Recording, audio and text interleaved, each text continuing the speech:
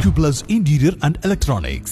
നരേന്ദ്രമോദി നടപ്പാക്കിയ വികസന പ്രവർത്തനങ്ങൾ തദ്ദേശ സ്ഥാപനങ്ങളിലേക്കും എത്തിക്കുന്നതിനുള്ള വോട്ടാണ് ജനങ്ങൾ വിനിയോഗിക്കുന്നതെന്ന് ബിജെപി സംസ്ഥാന ഉപാധ്യക്ഷൻ സി കൃഷ്ണകുമാർ പറഞ്ഞു. പാലക്കാട് കൽപ്പാത്തി GLP സ്കൂളിൽ ആദ്യ വോട്ടറായി വോട്ട് രേഖപ്പെടുത്തിയ ശേഷം മാധ്യമങ്ങളോട് സംസാരിക്കുകയായിരുന്നു അദ്ദേഹം.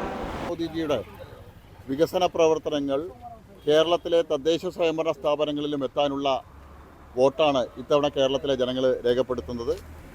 പാലക്കാട് നഗരത്തിൽ കഴിഞ്ഞ 10 വർഷക്കാലമായിട്ട് തുടർന്നു വരുന്ന വികസന പ്രവർത്തനങ്ങൾക്കുള്ള വികസന തുടർച്ചയ്ക്കായിട്ടുള്ള വോട്ടാണ് പാലക്കാട് നഗരത്തിലെ ജനങ്ങൾ രേഖപ്പെടുത്തുക.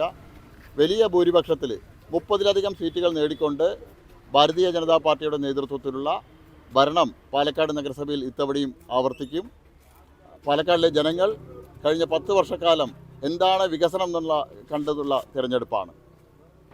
30-ലധികം സീറ്റുകൾ നേടി പാലക്കാട് നഗരസഭയിൽ BJP ഭരണ തുടർച്ചയുണ്ടാക്കും.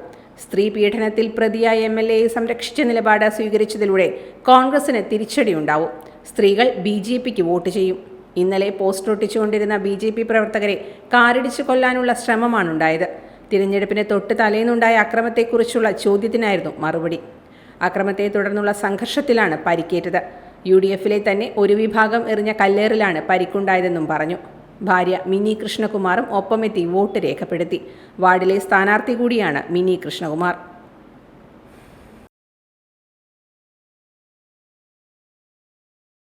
Time kids pre school, Mannannur road, Vaniyamkulam. .view news. കാഴ്ചകളാണ് ലോകം, കണ്ടു തുടങ്ങുക.